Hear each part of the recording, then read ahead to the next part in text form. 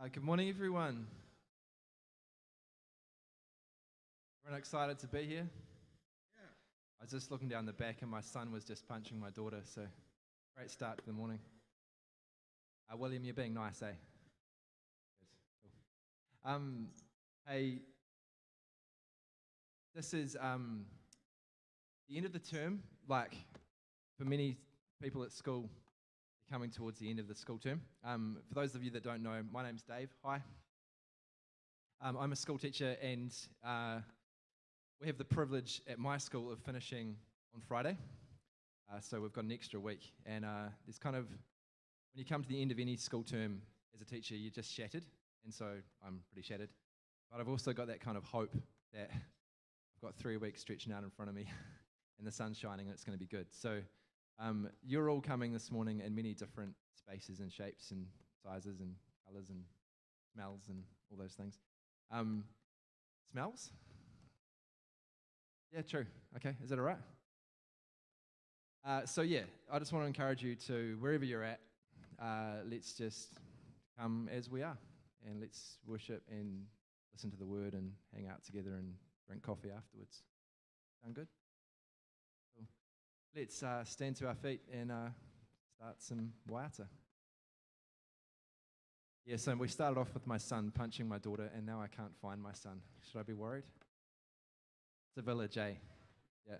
So if you see a boy running around, just pat him on. He's here? Good. Awesome. All will be well. All will be well. Okay. Yeah, Lord, we thank you for this morning. We thank you for the opportunity to be together and to worship. And we thank you that when 2 or 3 are gathered, you are in our midst. And so we welcome you. And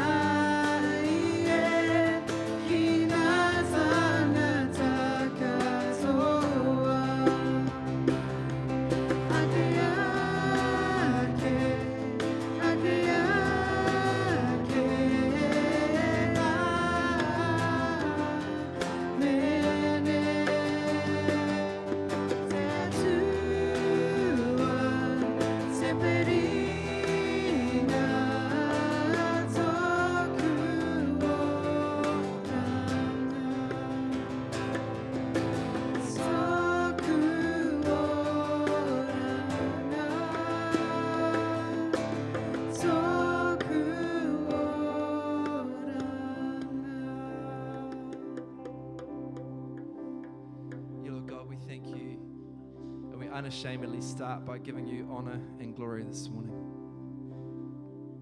We praise you for who you are and for what you do.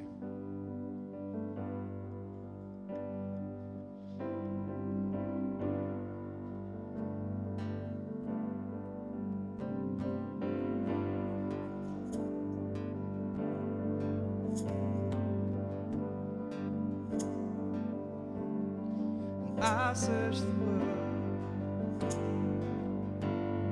but it couldn't fill me. Man's empty praise, treasures they fade, they're never enough. But you came along, you put me back together. Every desire is now satisfied here in your love.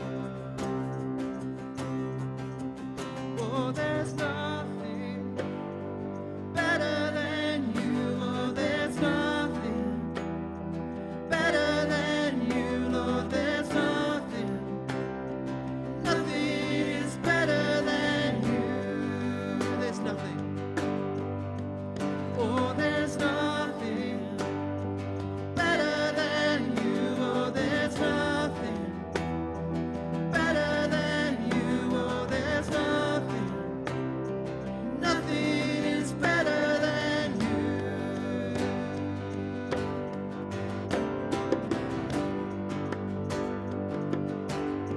Now I'm not afraid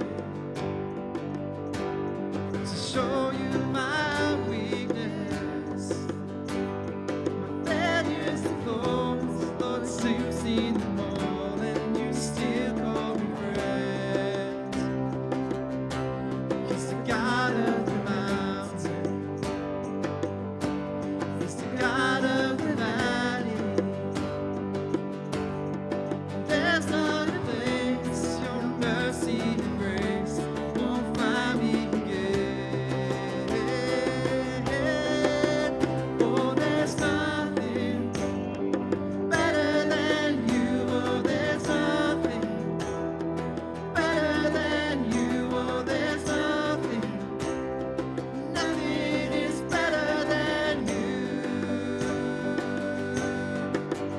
Oh, there's nothing better than you. Oh, there's nothing better than you. Oh, there's nothing. Nothing is better than you.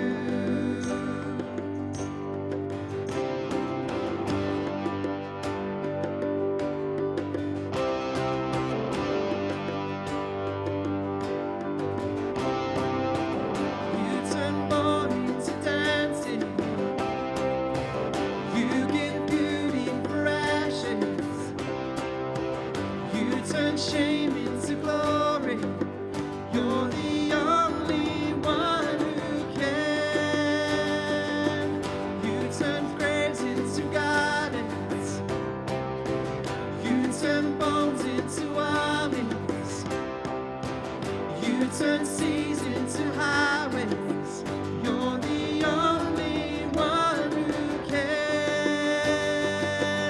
You turn nothing to nothing.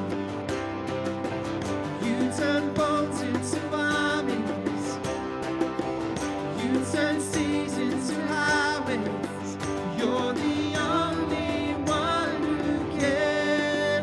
You're the only one who can. Oh, there's nothing better than you. Oh, there's nothing better than you. Oh, there's nothing. Nothing is better than you.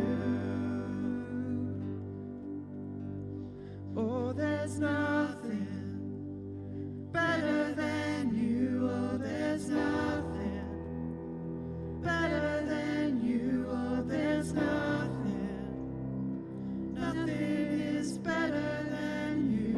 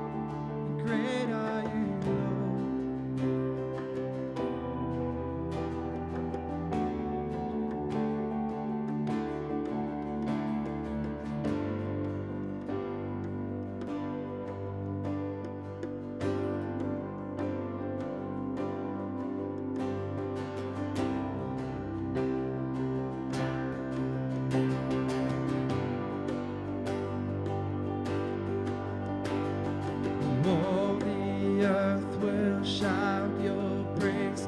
Our hearts will cry, these bones will sing. Great are you, Lord. All the earth will shout your praise. Our hearts will cry, these bones will sing. Great are you, Lord. All the earth will shout your praise. Our hearts will cry, these bones will sing. Great are you, Lord. All the earth will shout your praise. Our hearts will cry, these bones will sing. Great are you, Lord. It's your breath in our lungs, so we pour out our praise. We pour out our praise. It's your breath in our lungs, so we pour out our praise to you only. It's your breath in our lungs, so we pour out our praise. We pour out our praise. It's your breath in our lungs, so we pour out our praise to you only. Great are you, Lord.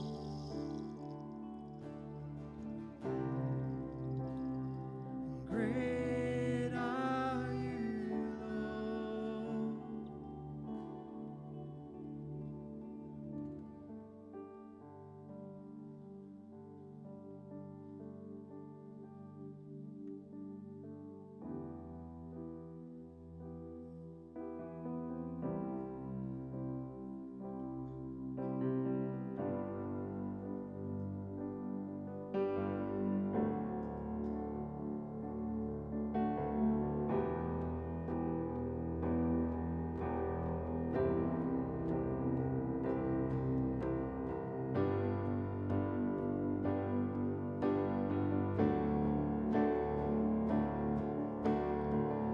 Be high and lifted up. Be high and lifted up. Be high and lifted up. Jesus, it's you we glorify. It's you we're lifting high. Your name be glorified. Be high and lifted. Be high and lifted up. Be high and lifted up. Be high and lifted up. Jesus.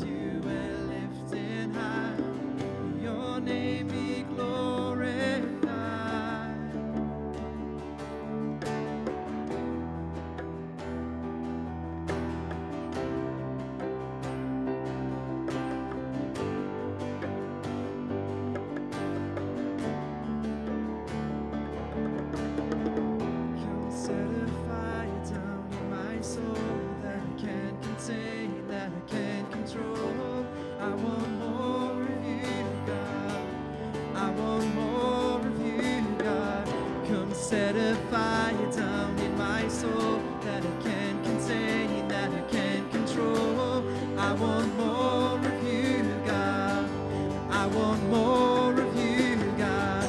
Come set a fire down in my soul that I can't contain, that I can't control. I want more of you, God. I want more of you, God.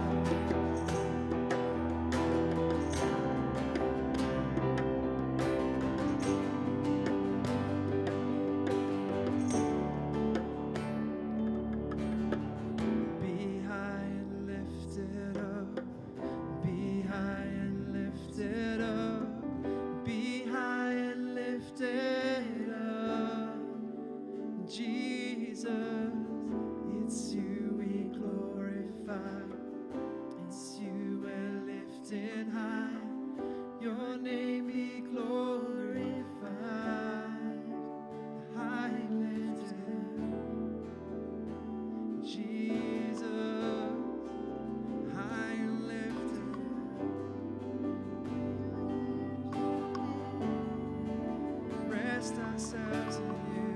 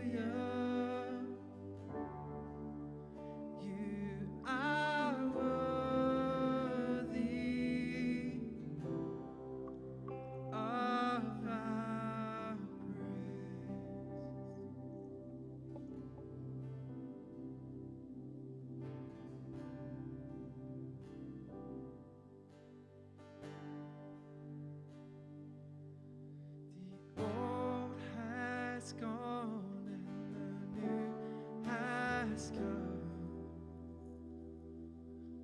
Darkness overwhelmed by the breaking dawn.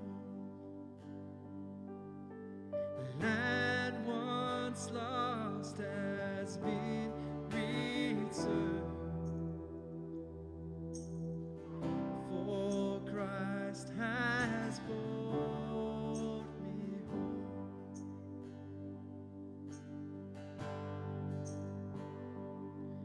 The old has gone and the new has come.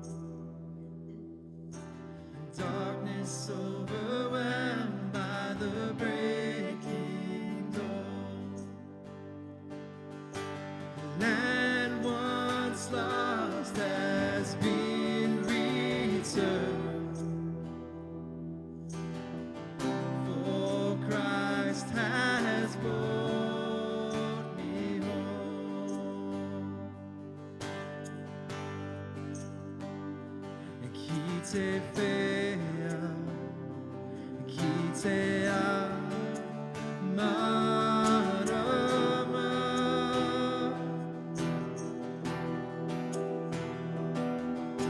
Si hei mauri ora.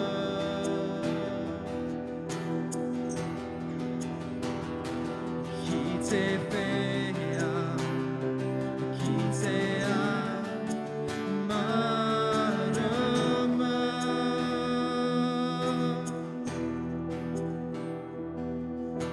Si hei mauri ora. We speak life.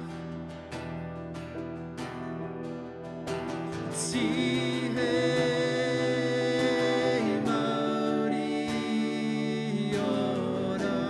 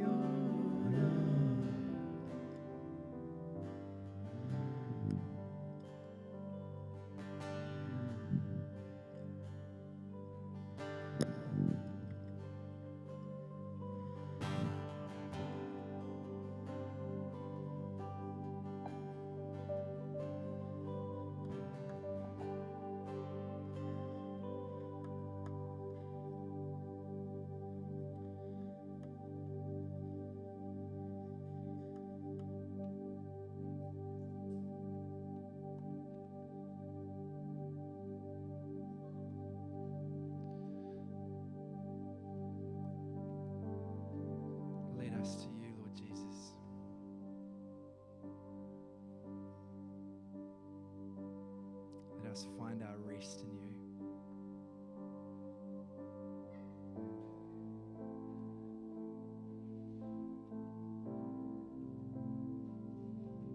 We shake off everything else, Lord, and we come to you.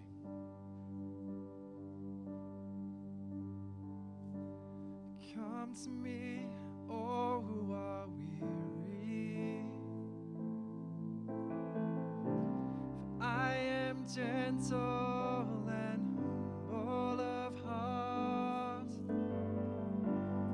Take my yoke and learn from me, and you will find rest for your soul. Lead me to rest, sweet Lord. Lead me to rest.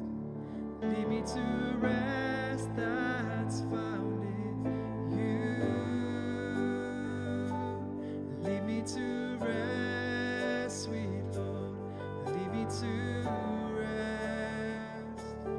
Lead me to rest my soul in you.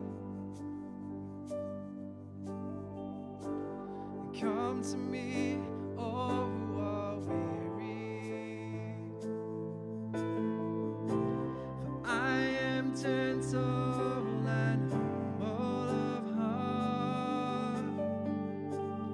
Take my yoke and learn from me, and you will find rest for your soul. Lead me to rest, sweet Lord. Lead me to rest. Lead me to rest that's found in you. Lead me to rest, sweet Lord. Lead me to rest. Lead me to rest my soul in you.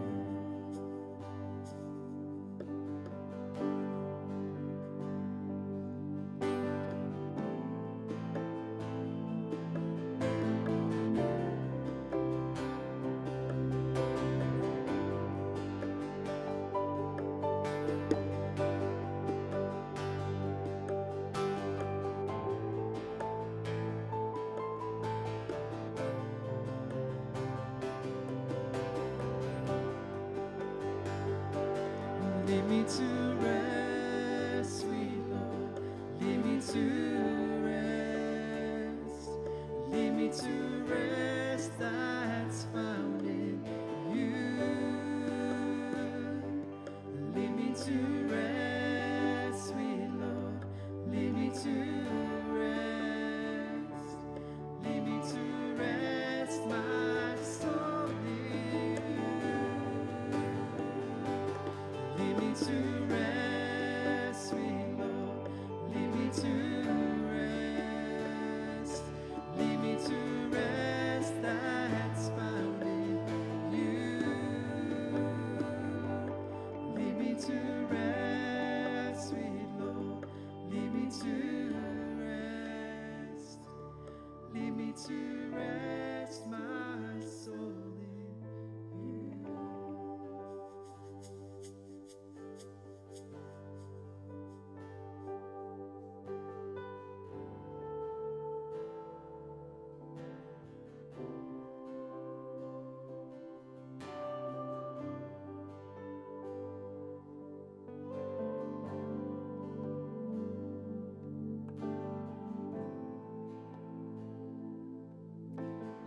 Lord, we just thank Lord, we just thank you that you are here, that your presence is real, and that you desire to encounter us just as we are, tired and weary, like Dave said at the start, or full of energy and ready for the change of season, or brokenhearted, or feeling downcast or lonely. Lord, that you desire to encounter us just as we are. Lord, we thank you for your goodness. We thank you for your mercy and your grace. Praise praise you, praise you, praise you. Ihu karaiti, praise your name.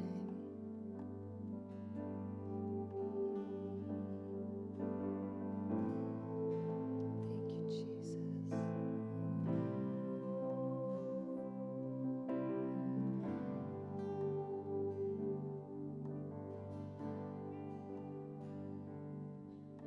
Thank you for your beautiful space this morning, worship team. It's a little bit hard to want to transition out of that, so we'll just glide. That's a good one. We'll glide into the next part. But just in the space, can you hear me up there? Yeah. I just really want to acknowledge you, Mark, in the beautiful colour that you bring to this space. Both Aaron and I were just kind of listening and observing the creativity that you bring to this space, and just want to honour you, all that you are and all that you bring to this house. You're an incredible tonga, and we're so grateful to have you back in this space. And you're so welcome, and you bring something incredibly unique that only you can bring. So keep being all that God has put in you. Keep expanding that case of, there's like bones in his case. So if you ever get the opportunity to have a look in Mark's case of treasures, you should have a look. But I walked past the other day and there were bones in there. So I just want to thank you for your heart for this space and what you bring to this house. You're such a gift. Yeah. Thank you, everyone. Awesome. It's not Sunday without a few tears. Awesome. So if you're new here this morning, a really warm welcome. Haramai, welcome to Northcity. It's a bit gappy. We're a wee bit spaced out, and that's okay. But you know, if we hang out at each other's house, one of us doesn't sit in the dining room and someone doesn't sit in the kitchen. We all kind of sit in the same room. So let's pretend that this section here is the lounge, and we're all going to hang out in the lounge, a cup of tea and a corridor chat. So if this makes you really uncomfortable, you can stay in the kitchen or in the dining room or in the bathroom. But if you want to just like, Lisa's like got her arms crossed over there. She's like, no one's going to tell me what to do, especially not you youngin'. I'm not doing what you... Anyway, Lisa's moving. If Lisa's moving with her arms crossed, you can just, kapai. Oh, thanks, whānau. That's better. Let's in the lounge together. That's nice. It's the lounge. Sage's got his toys out all over the floor. It feels just like home. Beautiful. You want to say something? Oh, okay. Why'd I have to bring that up? Okay, thank you, son. Feels just like home now. We just want to pray for the youth as they're away at Lake Linden. We've got lovely sunny weather, but the possibility is that maybe they don't. I've got nor'wester kind of rainy stuff happening. We'll just take a moment to lift them up this morning. Lord, we thank you for the young people in this house. We thank you for the incredible leaders that are giving up their weekend to spend time with them and build relationships and sow into them and love on them. So I pray you would pour out your spirit on everyone that's at that camp today, that there would be conversations and divine encounters that happen in those spaces when we gather together outside of normal life. Lord, pour out your favour on those leaders. Pour out your love all over those young people. And I pray that you would knit them together as a group, that anyone that went to camp feeling on the outside and feeling a bit anxious and nervous, I pray that they would return today feeling incredibly knitted in. Lord, I thank you for your work that you're doing here amongst your young people, and I thank you that you love your young people, the next generation. Pour out your favour on them, Lord. Amen. All right. Right, this week, the wiki o te reo Māori. He's just going to bring up a wee slide for me. No, Jen's there. I need a tissue, which is a little bit poor form on the mic. So, I'm just going to tell you a joke.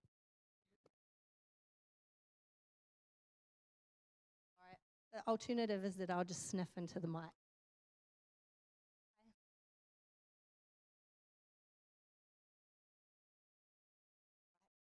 Oh, kia ora everyone. Wiki o te rero Māori. That's a little bit better. Okay, so in light of that, it's Te Reo Māori Week, where the nation sets aside a week and we really kind of highlight that. Oh, Say just started on communion. Aaron's feeding the worship team, sorry. You can come sit with me, but you've got to be quiet. And so I just thought I'd share a little testimony. This year I have been coming along on a Tuesday morning to the Te Reo class, and Kate Stewart is the teacher, and she's so amazing. And I grew up with Kate, so it feels like, us little kids have grown up, and she's now teaching me, and it's really lovely. But I guess speaking today, I grew up in a school where we spoke, the language is used a lot, so it was familiar words, but without a great understanding of the language. So my desire was to increase my vocab and to be able to apply it to my life and my teaching. I teach children and adults, but also I wanted to have that's the last one, son, otherwise one of these people are going to put you in timeout, okay? But my desire was to have a greater understanding of the language, the why behind the words, or the why behind the language. Maybe someone could take him. That would be fine. Feel free to do it in a fireman's hold. That would be totally fine. Or maybe someone could just sit with him. Yeah, thanks, Janice. So a greater understanding of the language, that was my deep desire. And I had the opportunity through my work at Ada to do classes. They were always at dinner time, and with 3 young children, they were never at a time that was ever going to work. So I was frustrated that I couldn't. So this year I got invited to join that space and join that group, and I've just so loved it, and it's one of my most favourite times of the week. We laugh so much in that class. There's about 6 of us. Grant's one of them, Meg, Hannah, Kieran, Kate, anyone else? And we just laugh heaps. But we also have a wee cry as well. We usually start the session just talking about, has something happened in your week related te reo, to the language? Have you had an encounter with someone? Have you, sometimes there might have been difficult conversations, or even, some challenging kind of racist stuff going on with different family dynamics, just different things. And so we would always start the session just having an opportunity for people to share that. And those spaces have been so incredibly vulnerable and so deeply challenging. So sometimes there are spaces where we laugh heaps, where we made a mistake about a word and we used the wrong word, and whoops, I thought you were saying the right word and you weren't. But there also have been spaces of kind of deep pain as people have shared their journey or have shared other people's journeys. We have Carlos that will come along sometimes, and he's just such an incredible gift and shares his long journey of te reo. And so anyway, I just want to share, it's been such an incredible space for me, and it's been so much more than just learning the words. It's been about a great understanding and an incredible passion that is being developed inside me, and so I just feel so grateful for that opportunity.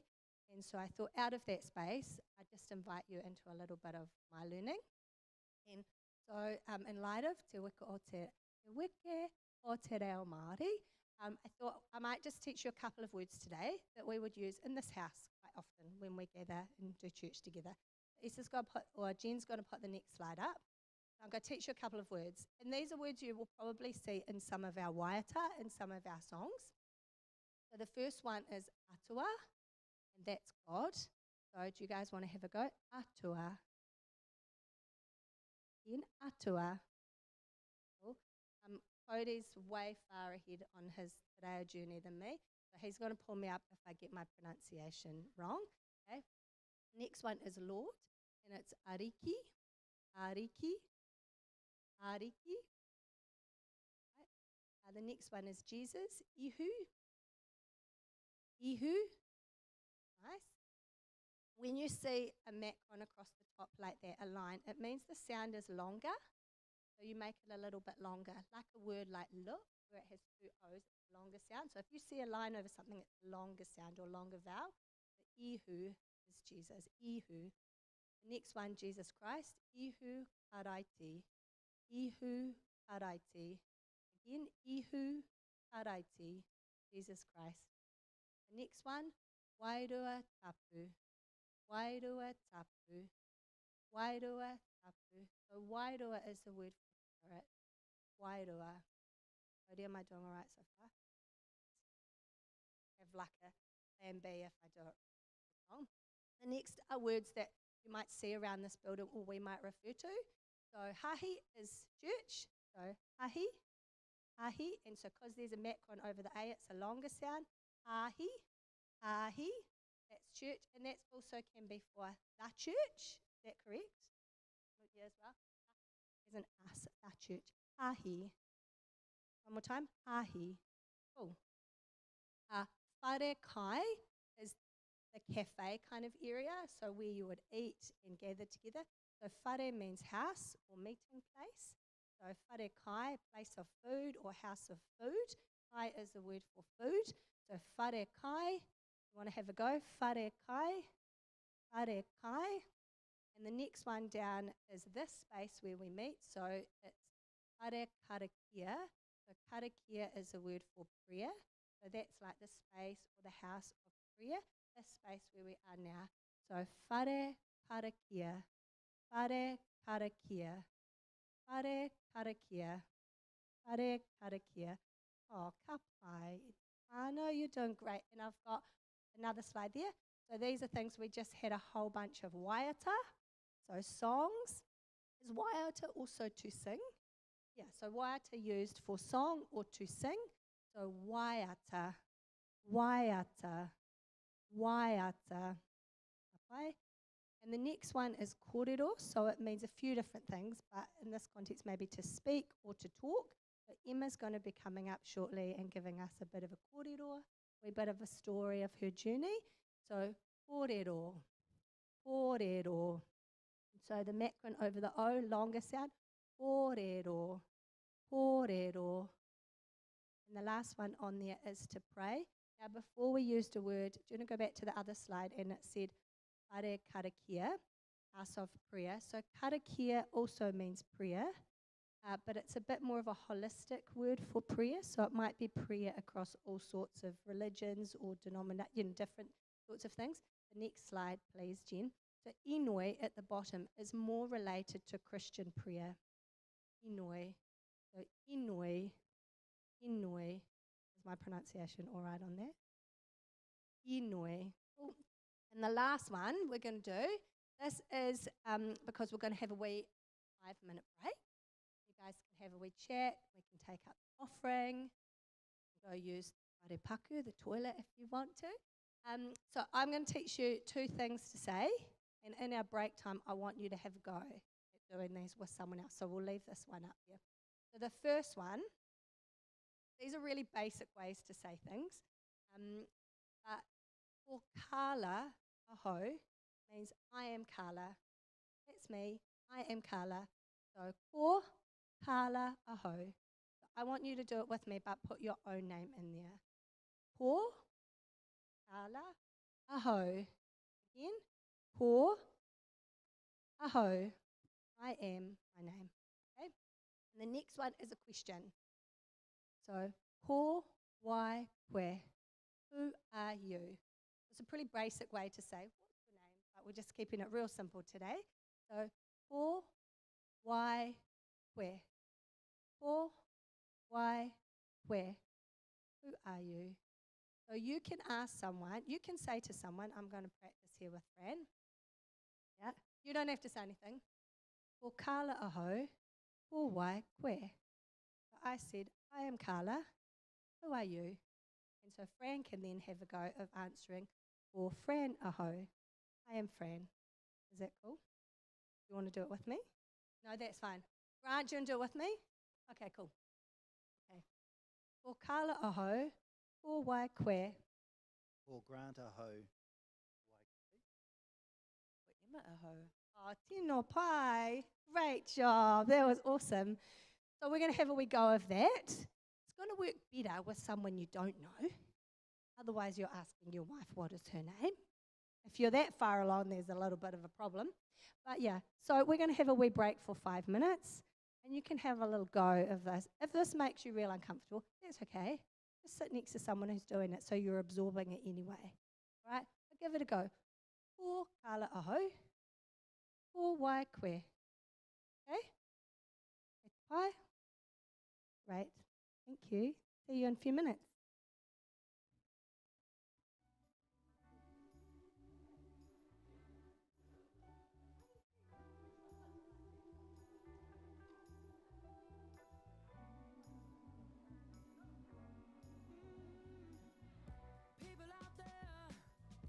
People out there, let go of your cares.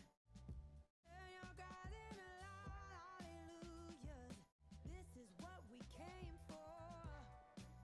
Oh, leave all your worries behind.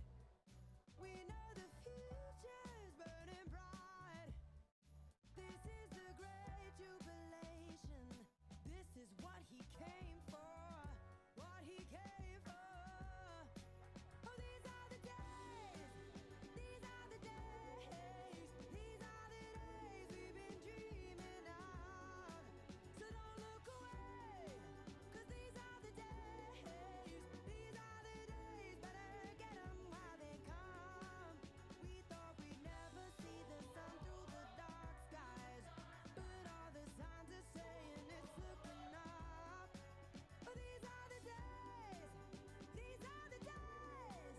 These are the days we've been dreaming of. Now, open your eyes, open your ears. I'm telling you why. You'll see heaven and inhabit our praises. This is what we came for. Oh, singing the song of paradise. Believing the good news is alive.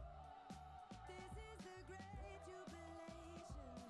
This is what we came for. What he came for. Oh, these are the days. These are the days. These are the days we've been dreaming of. So don't look away, 'cause these are the days. These are the days. Better get 'em while they come.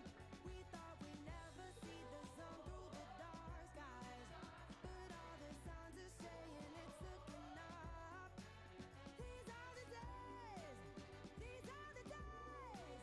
These are the days we've been dreaming of. Oh.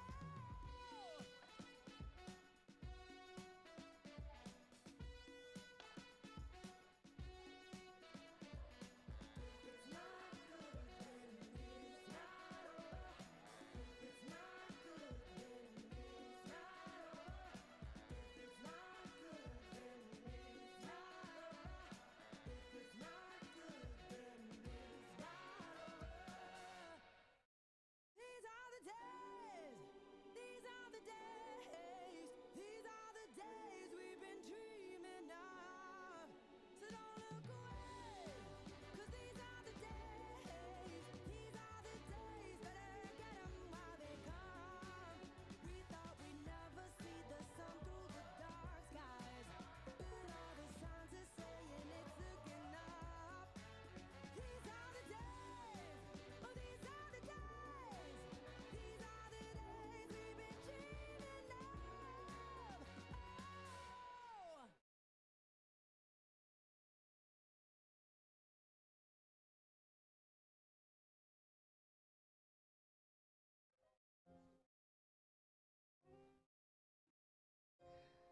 Oh, lots of good kōrero going on there. You have to just pause that now. Oh, there, that worked. A great big cough into the mic. Awesome. We're really lucky to have Emma share with us this morning. Emma speaks to people for a job. So she's got an incredible amount of amazing tools in her kit for communicating information, communicating message, and she's got an incredible story. So, whakarongo, listen to what she's saying. Kiro, look at what Emma's got to share with us and just open your hearts as well. I'm going to pray. Lord, I thank you for Emma. I thank you for the creativity in the unique way she brings a message, a story, a concept. Lord, so I pray you would pour out your creativity on her this morning as she shares her story and some of her journey. Lord, thank you for her. Breathe and speak through her. Amen.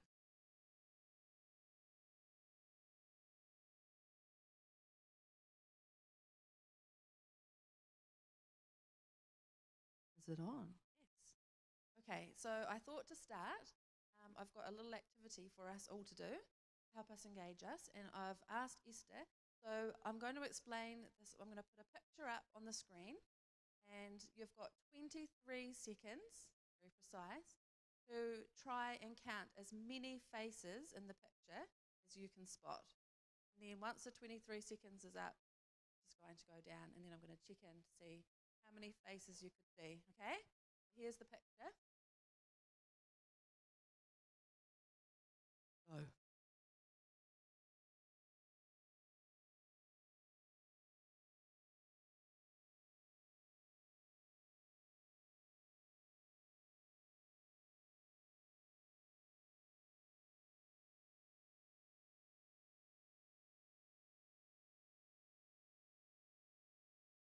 All right. Did you even put the timer on? This is real good. It's super precise. Fantastic. Okay, how many? Let's start. Did we have one? Animal face. Maybe. Okay, two, two, three, four, five, six, seven, eight, nine. Right, put the next slide on. There are, in fact, 9 faces in this picture. And if you can get all 9 in 23 seconds, apparently you've got a really super high IQ. So here we go. Isn't that amazing how your brain can like track in and see them?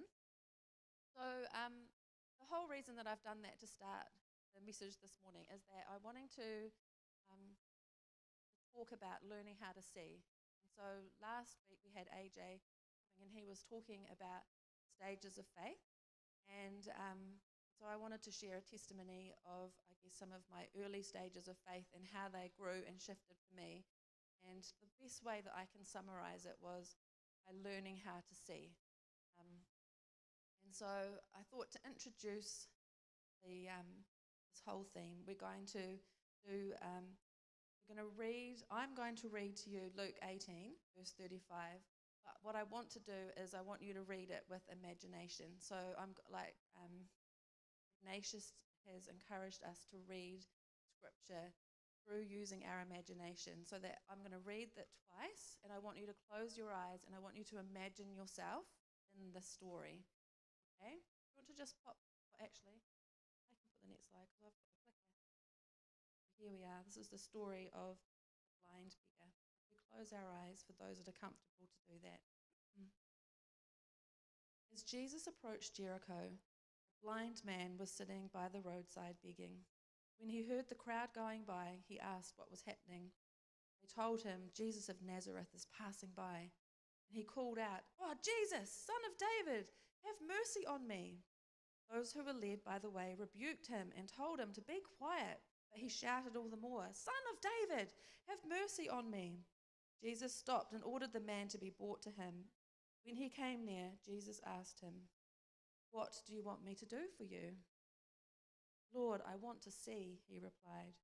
Jesus said to him, "Receive your sight, your faith has healed you."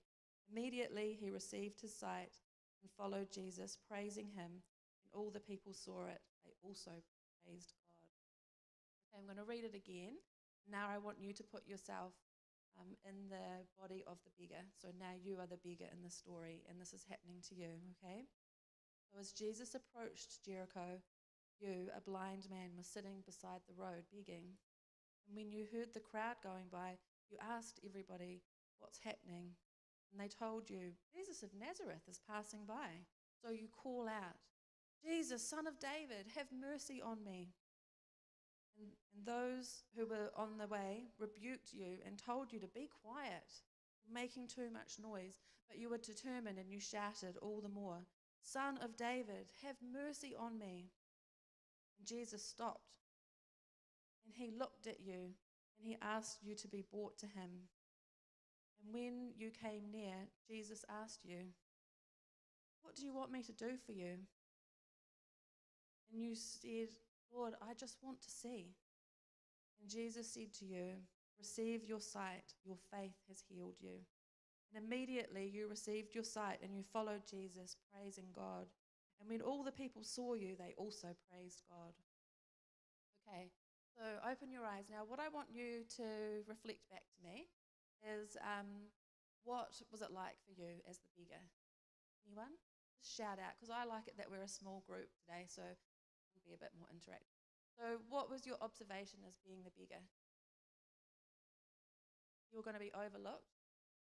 Yeah. You were unseen by others. Yeah. Walked by and ignored. You couldn't see anything either. Yeah. Anybody else have any insight? Yep.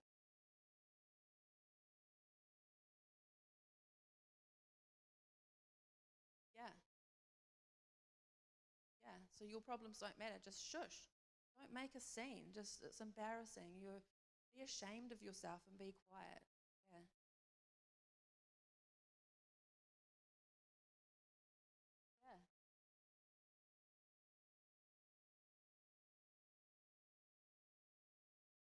Yeah. Yeah. So although he didn't have physical sight, he had spiritual insight, didn't he? And he knew that there was something powerful that Jesus had. What about you, Andy? He was starting to swear at people. So you didn't like being told to be quiet. You're like, I've got a need. Well, I matter. Yeah, don't ignore me. Yeah. Okay, and so when you were healed, what do you think? How did your perspective of the world change?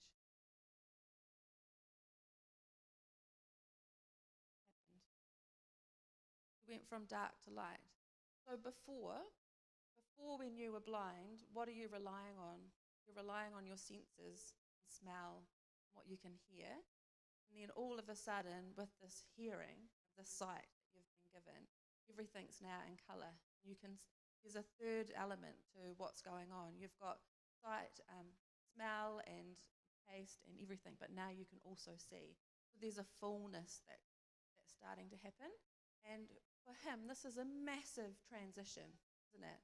To be in this darkness like we all were when we were reading that verse, and then all of a sudden to be put in this entirely new scenario of your life where you've now got sight. It would have been really overwhelming, I would have imagined, him to suddenly see what people look like and everything that's going on around them. I think it's a really amazing story. And so for me, I guess this story registers quite deeply with me about what happened to me when Grant and I decided to go to YOM in Africa when we were 22.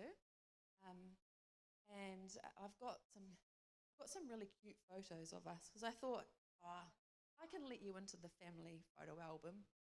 So look at us. Yeah, you can do it.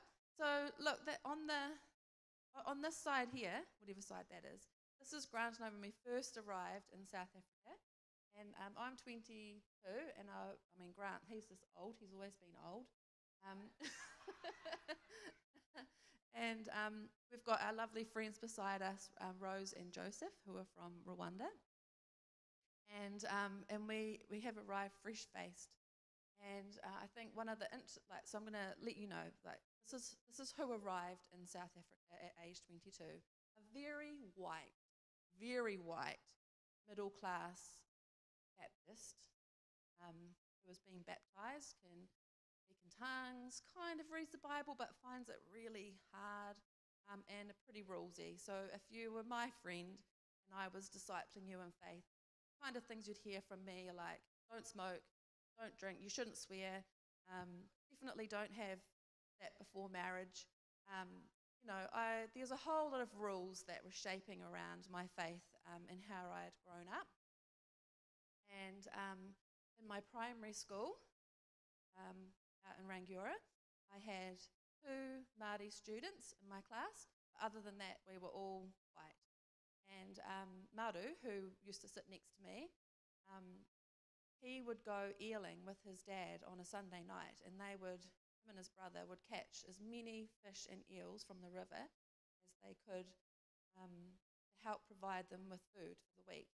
And so every single Monday, he would come into Form 2, and he would sit next to me. The teacher would put him next to me, and he would fall asleep in class. And every single Monday, he would get the strap from the front of the whole of the class. His teacher never asked him, why were you falling asleep? He just strapped him for falling asleep. So one day I leaned over and I said, Maru, why are you always falling asleep on a Monday? And he says, because I'm fishing at the river like midnight, and then I'm getting home and then I have to get up early for school, and I'm just so tired, but we need to get some food for our family. He had lots of brothers and sisters. But that was about the biggest cultural experience that I'd had at the time. I also had a boy in my class called Adam, who was very white. He was so rude, and he would answer the teacher back. He would always be getting in trouble. He'd never do his homework. He never ever got the strap. So there's some dynamics happening, but I was completely blind to them. I didn't know what was going on. And so then I went into high school, and all my friends are white, and everyone in my church, at the Baptist church, we pretty much believe much of the same sort of thing. So when AJ came last week, he talked about the stages of faith, and he talked about how they relate to like a caterpillar emerging into a butterfly. And so we can go through this metamorphosis where we're a caterpillar with our faith, and we can have, well, he talked about how sometimes our faith can be a little bit more black and white. It's a bit more rigid and structured and disciplined. And then at some point, there's this metamorphosis that happens when they go inward into a cocoon. And you start to feel like things are changing, and I'm wrestling, and there's something different about me that wasn't there before. And it's about looking inward and being more sort of challenging and maybe a bit more critical, whatever. But then eventually you move through that and you emerge as a butterfly, and there's sort of a spaciousness and freedom. But the whole way through, it's still the same thing. It's still the caterpillar. It's still what it's designed to be. It's not turning from caterpillar into a lion or anything. It's still its same person. And I guess that's what happened for me. So when you look at the other picture on the other side, that's Grant and I after 3 years in Africa. So Grant's like really skinny. He got starved, and he's got a ginger beard, which I didn't really appreciate.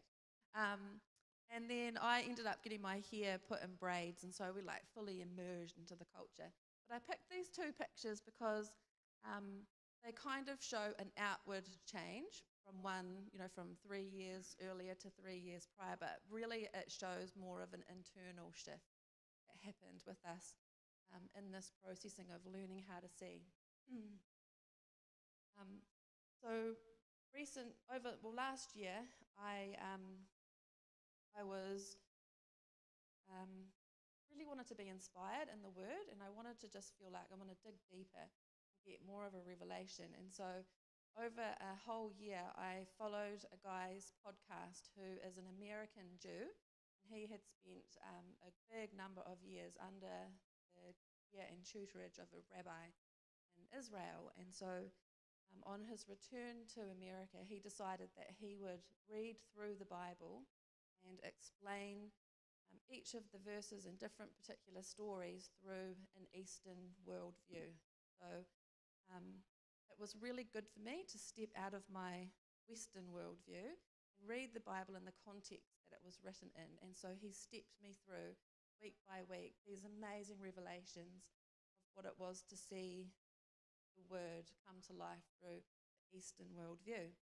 And one of the things that he did right at the beginning was he described the journey of what was going to happen.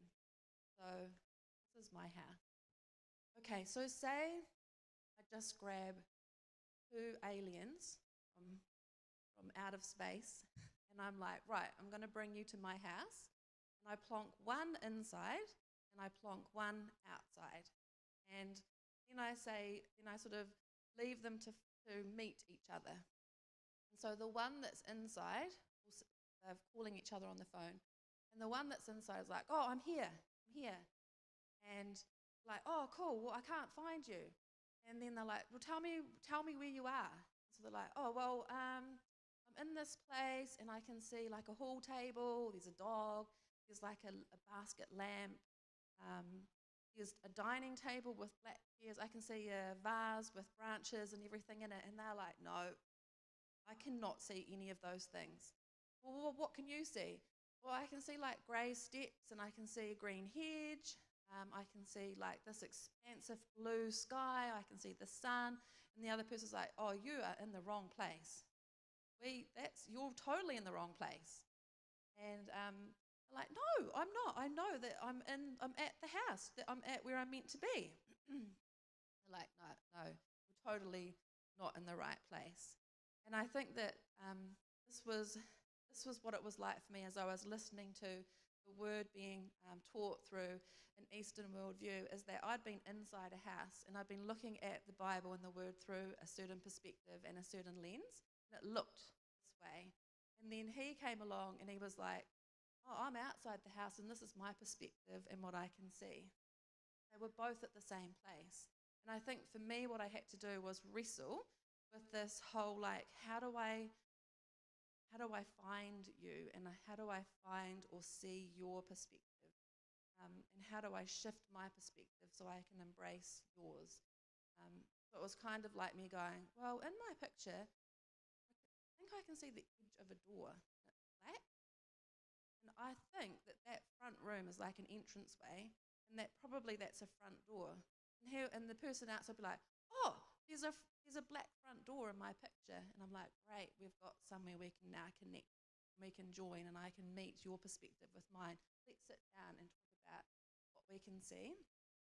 And so I think that what happened for me is that I arrived in Africa with an inside the house perspective. And people who I was hanging out with and who I lived my life with, we were all hanging out in the same house together. We all had a very similar point of view. And then I arrived in South Africa and I was put outside the house. All of a sudden, all these views and worldviews and perspectives were so different from what I had ever experienced before. And I had to learn how to see things from other people's perspectives. And at times it was really challenging and also very confronting. So, I lose it. Oh, here we go. So what happened was we arrived at our first DTS and we had 40 students in our class. And of those 40 students, we had 18 different nationalities and about that many different denominations. But we were all Christians. So kind of for me, it was like I'd always thought of Christianity as the word Christianity, that it's just the one thing. We're all part of the umbrella of Christianity. And then when I started sitting alongside my teammates and we sat in lectures for 3 months at a time, pulling apart the word, I was like, oh, whoa, there's Christianities. There's a whole lot of perspectives here. And I was thinking that we all need to go under one umbrella, but actually there's so many different perspectives and people see things from different angles. And there's Christianities going on here. What does that mean for my faith? So we had so we did 4 DTSs back to back, so over 2.5 years. So we had an influx of consistent 100 students at the YWAM base, and it was usually probably around 25 to 30 different cultures living in one building all of the time, eating together, praying together, going on mission together. So we were like super highly multicultural. And we had, like on our first team, we had a diplomat's daughter who was 20. Her father was an English diplomat to Saudi Arabia, and her life was high luxury. She had travelled the entire world. She knew world leaders. She had wined and dined with the rich and famous. She was super interesting to talk to. And then on that same DTS, we had a guy who came from the township 20 k's down the road who had grown up in a tin shed in absolute poverty. So here we are, this melting pot of difference and diversity, an inside the house perspective and an outside of the house perspective, and it was flippin' challenging. So I think for me that AJ was talking about how sometimes our faith transition can come through crisis. Sometimes it might be through the death of somebody. There's other times where it can come through disappointment. But for me, it came through challenging of my bias. So I think all of us have a bias one way or another to a certain way of seeing the world. And all of a sudden, it became like confronted in my face that I had a series of biases in my life that were affecting the way that I saw God and that I saw others and the way that I chose to interact with them. Is everyone following along? That's good. Oh, I did it again. Here we go. So what happened is I arrived thinking I knew a whole lot about God and that I knew the right way to live. And then all of a sudden, I was really confronted with a confirmation bias, which is where we judge new ideas based on how easily they fit in with what I believe and how they fit in with the standards that I have and the ideas that I have and the way that I've grown up. So this really hit hard.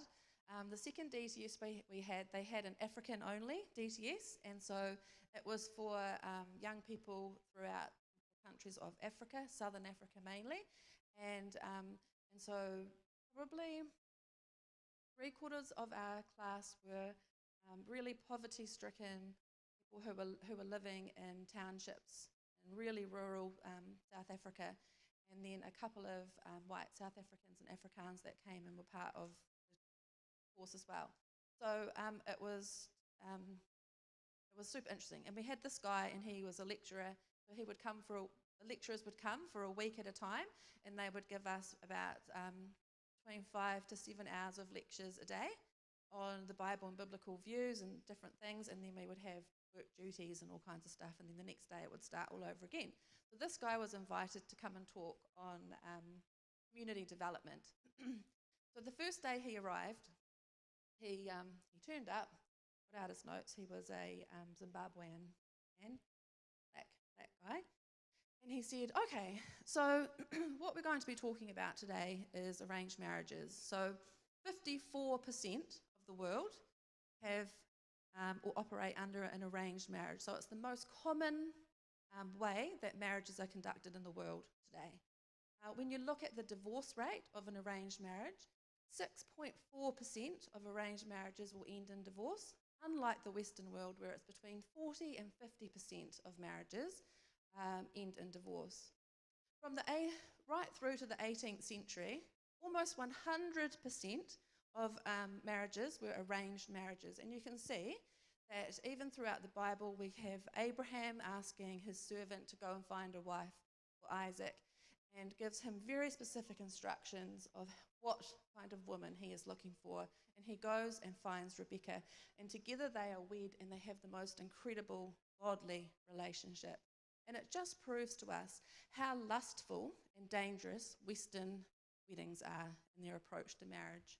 That actually, to have a thought that it's absolutely fine to be completely independent, aside from your family, and choose who it is that you want to marry without any consultation with your family. And that basically the way that you engage in a relationship is about sexual desire and lust. And that itself isn't godly, because you're not looking beyond a person's look and the way that they are. You're not focusing on character and heart. And the reason that these relationships break up is because of lust. That's why the divorce rate is so high in the Western world. So we know, don't we, fellow Africans that actually arranged marriages are God's will. So, like, I'm sitting in the class and we're like starting to like look around going, what the heck? And anyway, there's this one guy who's a German on our school, and he's like pretty abrupt. And he puts up his hand and he's like, I just need to stop you there. What you're saying is incredibly offensive. And the lecturer's like, really? And he's like, how can you put down Western marriage? That's so judgmental that you would talk about Western marriages like that. And he's like, finally, I didn't know how long you were going to make me go on and on like this before someone actually spoke up and told me to stop, because I'm just winding you all up. I'm like, oh gosh. But anyway, he said, what I want you to do is I want in the class those who agree with arranged marriage to sit on this side of the room, and those who believe that Western marriage is the healthiest way to get married sit on this side of the room. A quarter of our class moved here, and 3/4 of our class moved here. And he said, what happens if these people decide to do community development for these people? With your strong confirmation bias that in my world and where I grew up, this is the best way to be married. And then you come over here and you go, oh, this is so bad that you guys get married like this. And you interrupt a whole entire culture of people and a way of living and being that's true for them. One of the girls put up her hand and she was like, can I just say something? She said, there's probably, as far as I can look back, maybe 6 generations of arranged marriages in my family. And she said, I'm 21 and I so trust my parents to choose the right person for me. I've grown up in a really tight-knit community where my great-grandparents, my grandparents and my parents, we all live together under one roof. And we've done life together for so long, and they've raised me and they've fed me and they've taken me to school and they've encouraged me in my education. They've all pitched in to pay for me to be at this course. And if my parents said, we've been praying and we've been seeking God and we feel like this is the right person for you, I 100% trust them. Because together I'm going to move into their home with this husband and we're going to support my parents, my grandparents and my great-grandparents. It would be an honour for me to love the person that they want me to love. And every day, she said, my mum will tell me, she said, honey, you know how much I love your father? Sometimes he's frustrating, but I choose to love him. Every day I wake up and I choose to love him. And here was I, sitting on this side of the room, just thinking, arranged marriages are so wrong. Judgy, judgy, judgy. And she opened my eyes. I had confirmation bias that gave me a blindness to be able to hear somebody else's point of view and somebody else's perspective. And when I was able to sit and listen, I felt like I shifted from here, I'd never do that, to, oh, this is powerful actually. There's something really beautiful about arranged marriages and how communities gather together and that they think we and not I. It's so powerful. We also had, probably in my first DTS, discipleship training school, I had 5 weeks in a row of women preachers and teachers. One of the ladies who came was a pastor of a church, and her teaching on the Bible, she spoke on the Father Heart of God, was mind-blowingly unbelievable. And I'd come from a church that weren't outspoken about women in leadership, but we had none. We had no women elders, women didn't preach from the front, and we certainly didn't have a female pastor. And it was this unwritten, unsaid thing that women don't do leadership in church.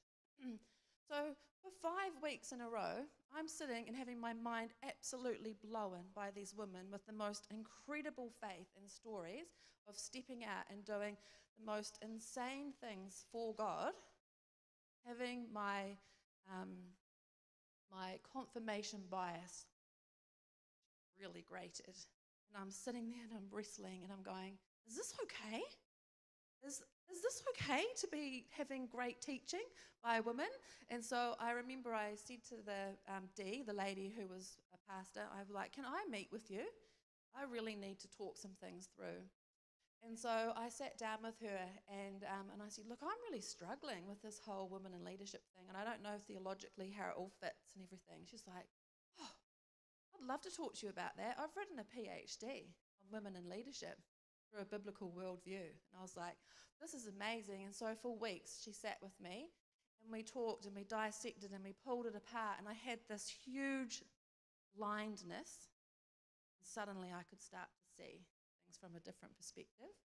And it was super powerful for me, but it was painful as well, because then in the new revelation of being able to see a different perspective on women in leadership, I looked back to my church in New Zealand and I started to get annoyed and critical and angry that women have been silenced and that we weren't getting a feminine view of God and the world. And so I had to then wrestle through that as well. And she helped me. She sat with me and she helped me wrestle through that, which was really powerful. The next bias that I really hit hard against was a community bias. So that's when I'm living in community, and one of the things about community is that if we agree or we all think a similar way, it creates amazing efficiency. And how have humans survived so long? Collaboration. We are collaborators. We work together, and by working together, that's how we get ahead. We survive and we protect and we look after each other. And so that kind of means we need to be on a sort of a wavelength that's similar, so that we've got this efficiency in the way that we move and work together. So what happens when my community bias and the way my community operates hits the way someone else operates, and it's really different?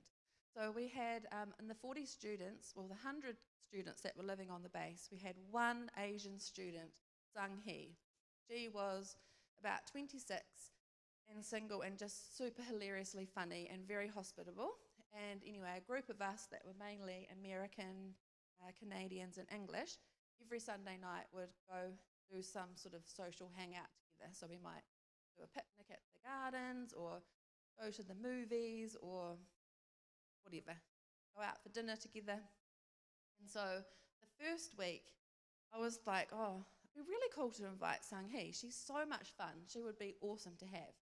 And so as we were all going through the foyer, I saw Sung Hee and I was like, oh, Sung Hee, do you want to come to the movies with us? It'd be so great. There's a whole bunch of us going and there's room in the van. And she was like, oh, no thanks. And I was like, oh, you sure? And she's like, no, I don't want to go. I'm like, okay. So we all left. The second week, I was like, oh, I'll ask again, because she might have just not had money or something. Same reply. The third week, I went and I'm like, oh, Sung Hee, we're all heading up to the gardens for a picnic. Do you want to come? And she just burst into tears. And she's like sobbing and sobbing. And I'm like, oh, what's happened? And she's like, you never asked 3 times. And I was like, what? She's like, you only ever asked twice, but you never asked 3 times. And I'm like, I'm lost. I really don't know what are you talking about? And she's like, well, in Korea, if you invite someone out, you have to ask 3 times, and they're going to deny you twice, and on the 3rd time, they're going to give you their real answer. You only ever asked twice. And I'm like, oh, we are like fully blinded, because we don't understand how her community operates and how our community operates and how they're so different from each other. So from then I asked 3 times, and she came every single time. And I was thinking, oh, she probably doesn't really like us, and that's why she's saying no, or feeling a bit rejected. But actually, it was a community bias that I had. That's not how I function in my culture.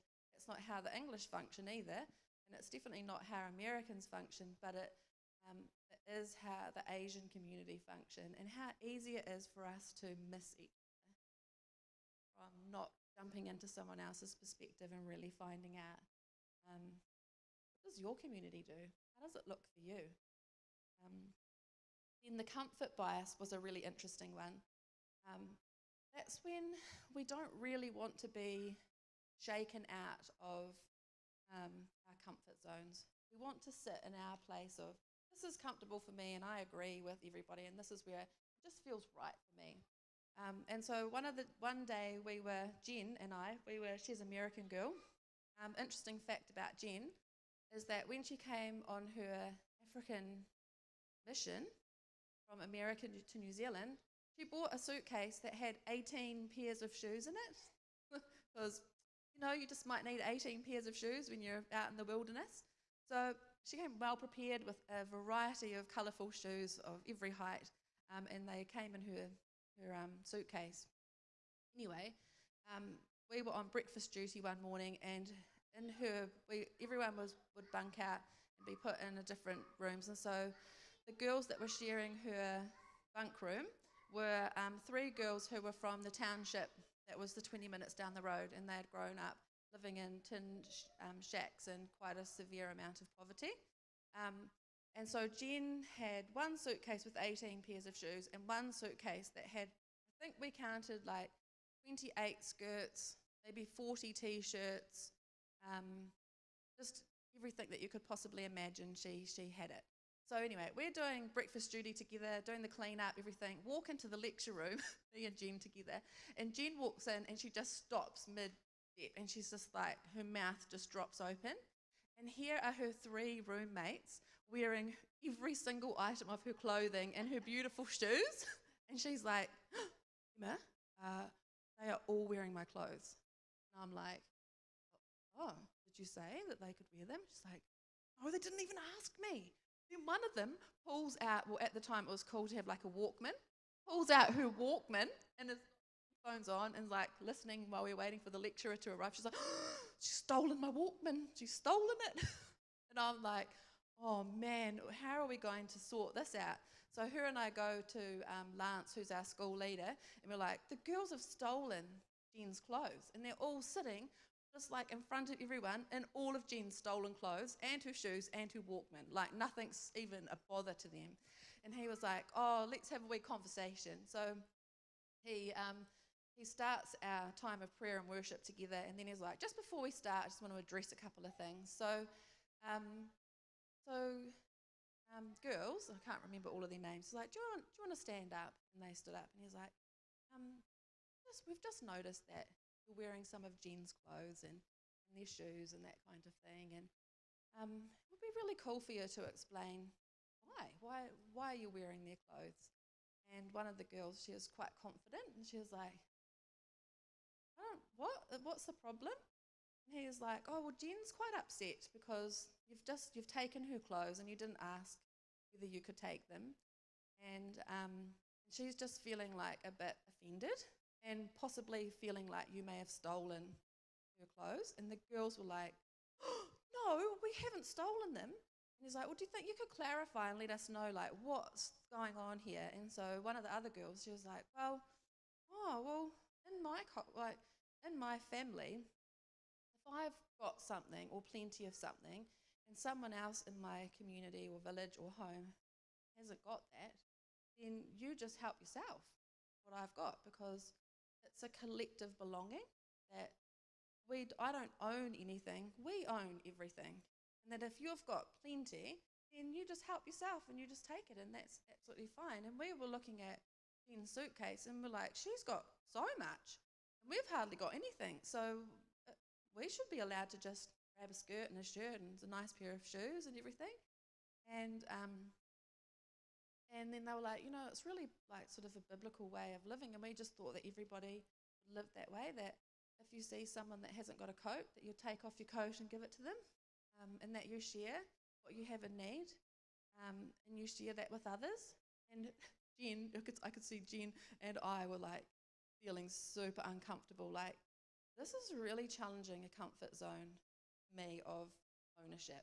And actually this is mine, and you don't just take stuff, you don't just help yourself, but actually what you're saying sounds way more beautiful than how I live now. And then you can't unhear that, can you? Once you've had that revelation, you can't then unhear that and go, oh, I just want to ignore that and I'll just carry on owning all my stuff and I don't want to share my things with anybody. And Jen felt the same. And so it was really interesting when Jen was like, oh, I'm so sorry for judging you so quickly and not trying to understand things from your perspective. And you guys can help yourself. My suitcase and my shoes. It's so cool that you've got the same size feet as me. Just go for it. And so for the rest of our 3 months together, those girls looked stunning in their amazing American outfits. And they took quite a few of her clothes home with them. But you know, sometimes our comfort bias means I don't want to get wriggled out of my comfort zone. And someone can say something that can confront me and I'm not prepared. I don't want to be uncomfortable anymore, but we need to learn that it's okay to be uncomfortable. There might be something amazing that you can learn in that discomfort. And then the last bias is contact bias. And this is where it's easy to make judgments of other people looking from a distance. And when we're not close to others, we can look on and think, ooh, what are they doing? Or why would they do that? Or gosh, they're really weird, or whatever, or it's sinful to live a lifestyle like that. But if I've never got close to anyone and heard their story, then it keeps me in this place of judgment, and it's a bias that's really strong. And so when we were living together in this very intense space, it was like I was in contact with a whole lot of stories and a whole lot of people that I wouldn't normally rub shoulders with. I remember we had a speaker, he came to speak on reconciliation. His name was Wilson. So we were in South Africa in 1999, and Nelson Mandela had been freed from prison in 1990, I think, and then South Africa had their first multicoloured government in 1994. So apartheid and these cultural struggles were still pretty fresh in people's minds, so it was still a pretty raw new thing for them to be entering into. So Wilson, who was a black South African, he came and he shared his story about his childhood, about the exclusion that he faced, about the beatings that he had, about being spat on when he walked down the street past a white person, about abuse that he faced because of the colour of his skin, about all of the things that he missed out on in life, about the education that he wanted to have but couldn't because of the colour of the skin, about the crush he had on a white girl but he wasn't allowed to have a relationship with the white girl, a whole lot of different things. And we had a guy in our class called Jerry. He was he was also a black South African. And as he listened to Wilson's testimony on the first day, he was a 24-year-old guy who had grown up in a township but was incredibly intelligent, and he got a scholarship to a really influential school in South Africa. And he was so clever, he became head boy. He could speak all, I think, is there 12 national languages in South Africa? 13, 12. So he could speak all 12 national languages of South Africa, but he was the head boy of a predominantly white school. He just was sitting in the chair. He was just, tears were just rolling down his cheeks. And Wilson spotted him and said to him, is everything all right with you, Jerry? And he was like, your story is my story. And it's so painful to hear that someone else experienced the same thing as me. So he started to share some of his story, and our whole class was in tears. And then right down the back in the corner, one of the guys in our class was a really amazing, soft-hearted Afrikaans guy. And he slipped out the back door, and then about 5 minutes later, he came back into the room with this bucket of water and a towel over his shoulders. And he walked up to Jerry. I hope I don't cry. Yeah, some weeks you have an emotional week. And he said to him, I want to wash your feet.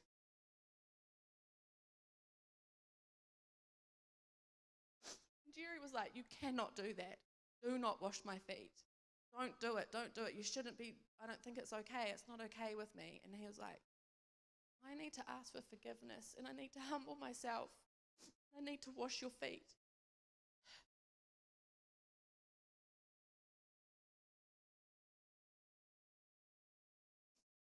So he stepped from inside the house to the outside the house, and he saw something from a different perspective, and he wasn't blind anymore. God helped him to see something so profound, and it brought this intense healing to Jerry. And it was like, you know how you have an experience and it just sears into your brain forever, and you're like, this is going to shift me fundamentally for the rest of my life. The gift that it is to be willing to actually open my eyes and open my ears and hear and see from someone else's perspective and get close to hear the story, even though it's painful and it might feel shameful or uncomfortable. We had also in our class, we had a guy, Joseph from Rwanda, and he was 25. He just newly married Rose, his wife, who was beautiful, and he was 22 when the genocide happened in Rwanda. He was at university studying journalism. His father was a journalist, his mother was a teacher, and their neighbour, so he was a Tutsi, and his neighbour were Hutus, and his neighbour, who they had for dinner many years ago, they went to school together, came running over to their house one afternoon, and they said to them, you have got to leave this place right now, just get in your car and leave. The Hutus are coming and they're just slaying the Tutsis, and there's blood running in the streets, just leave. And they were like, we'll get killed if we don't kill you, and we don't want to kill you, you're our friends, get out of here. And so they packed up their car. He said for some reason they put their TV in the boot, which, I don't know, when you get to a refugee camp, how useful is a TV? So he got in the car with his mum and his dad, his two sisters and himself, and they just drove as fast as they could to a different country. I can't remember where their refugee camp was, and there they suffered so much abuse. His sisters were continually raped. They were beaten, they were starved.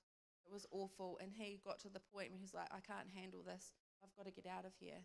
So at the age of 23, he walked from Rwanda to South Africa. 5,000, written it down here, 5,133 kilometres to safety. It took him 2 years to walk. And the sufferings and the beatings and the difficulties that he faced and the hurt. And finally he found out that many of his friends were killed by the Hutus, and he just suffered this great loss. And he told us his testimony, and he said, the reason I'm here is that I feel that God is calling me back to Rwanda to minister to the Hutus as a symbol of reconciliation and forgiveness. He had every reason to hate these people and to never ever want to go back. So when you hear someone like that talking about reconciliation and forgiveness, the fight that I had with my sister really just melts into insignificance, because he's living out something that's so profound and so amazing. And it just taught me that don't ever judge anyone until I'm close. Make sure that if I've got a judgment or an opinion about someone, first get close to somebody that's in that community or that's living in that lifestyle or that's from that culture, and first sit and listen before you make any judgments about what kind of person that they might be. So all of these things just rattled my faith constantly. It was like a wrestling and a reshaping and a reconfiguring of who I was. And, you know, sometimes I've had people say to me, you've got some quite interesting views.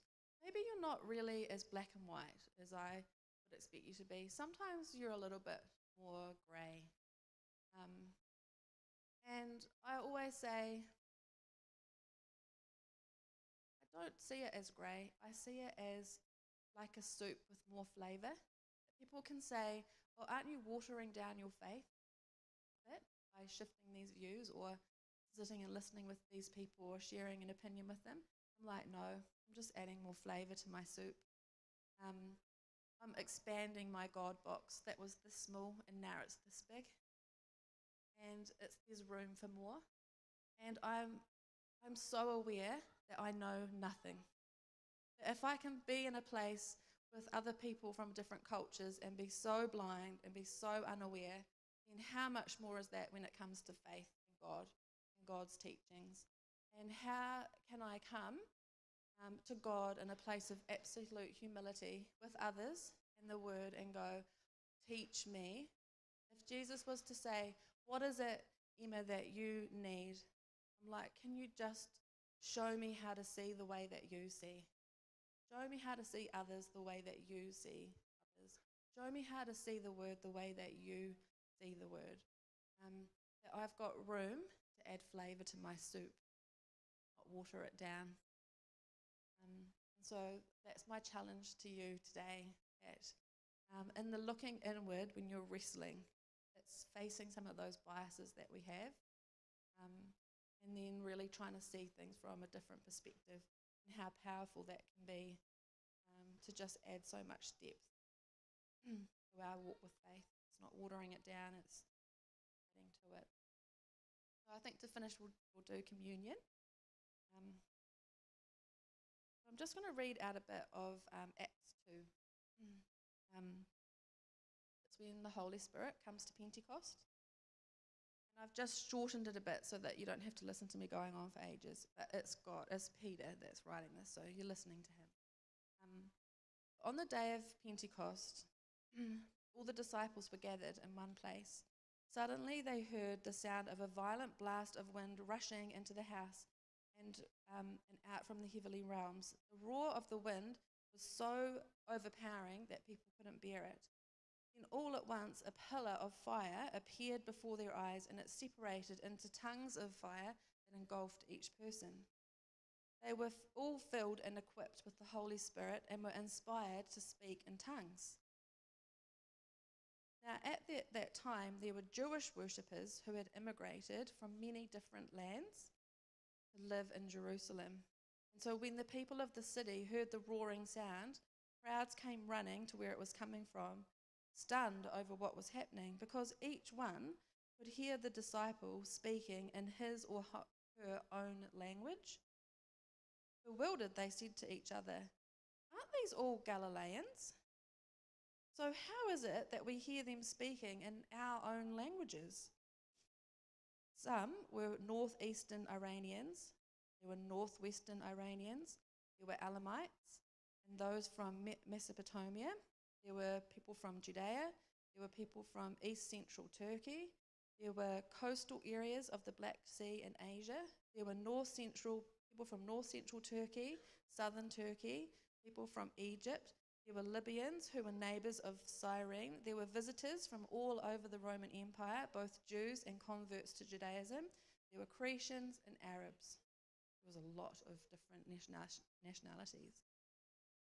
Yet we hear them speaking of God's mighty wonders in our own dialect. And they all stood there dumbfounded and astonished, saying to another, "What is this phenomenon?" And then Peter continued, "People of Israel, listen to the facts. Jesus, the victorious, was a man on a divine mission whose authority was clearly proven. You know how God performed many powerful miracles, signs, and wonders through him. This man's destiny was prearranged, for God knew that Jesus would be handed over to you, all of these people in the crowd, to be crucified, and that you would execute him on a cross by the hands of lawless men. Yet it was all part of God's plan. God destroyed the cords of death and raised him up because it was impossible for death's power to hold him prisoner." All is that. Can't you see it? God has resurrected Jesus, and we all have seen him. Then God exalted him to his right hand upon the throne of the highest honor, and the Father gave him the authority to send the promised Holy Spirit, which is being poured out on us today. That is what you are seeing. That is what you are hearing. When they heard this, they were crushed and realized what they had done to Jesus. And deeply moved, they said to Peter and the other apostles, "What do we need to do?" Peter replied, "Repent and turn to God." Those who believed the word that day numbered 3,000. They were all baptized and added to the church. Isn't that crazy? That was like a multicultural ministry of magnificence, all the M's. Every believer was faithfully devoted to following the teachings of the apostles. Their hearts were mutually linked to one another, sharing communion and coming together regularly for prayer. A deep sense of holy awe swept over everyone, and the apostles performed many miracles, signs, and wonders. All the believers were in fellowship as one body, and they shared with one another whatever they had. Out of generosity, they even sold their assets to distribute the proceeds to those who were in need among them. Daily, they met together in the temple courts and in one another's homes to celebrate communion. They shared meals together with joyful hearts and tender humility. They were continually filled with praises to God, enjoying the favor of all the people, and the Lord kept adding to their number daily those who were coming to life. What a space for misunderstanding, for conflict, for biases to clash, for difficulties to arise, for beliefs and values to be pushed up against each other. But instead, they sat together and they broke bread and they shared meals together, and they made space and room for the questions. They wrestled together. They learned together. They heard each other's stories. They sat beside each other, and that's why what I want you to come to the communion table with an attitude of that today. That we can come in a spirit of oneness, but in a spirit of humility. That we can hear each other's perspectives and stories and allow God to expand us in our God box. So I'm just going to pray. Maybe the worship team might want to come up. Today I pray that as we gather together over this meal, we receive this gift of great sacrifice with a joyful heart for the love, hope, and wholeness that it brings us. But that we will also receive it with a sincere humility, that we still have so much to learn. And as we gather and grow in community, we will make room for those who are wrestling, weary, or wondering, and be a safe place for them to discover abundantly more of the mysteries, miracles, and mercies of your great love. Amen. I'm going to come up and grab, there's a small group of us, we can just come up and grab it as you go.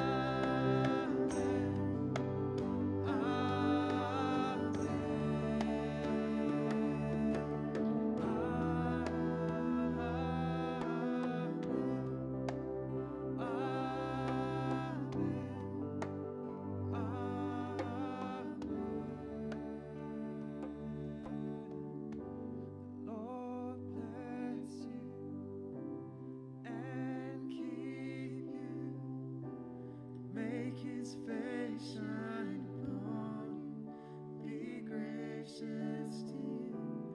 Lord, turn His face towards you and give you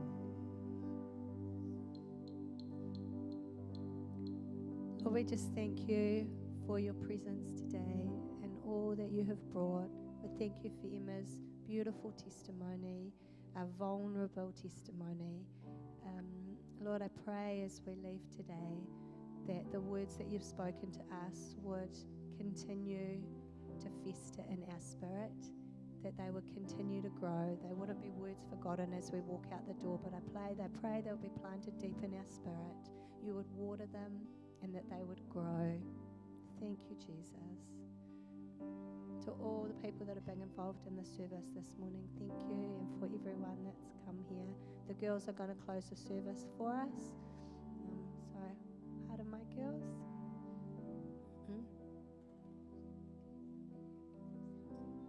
Ka kite ano, and have a good week. Thanks, guys. There will be some tea and coffee out there. Great. Awesome. Bless you all.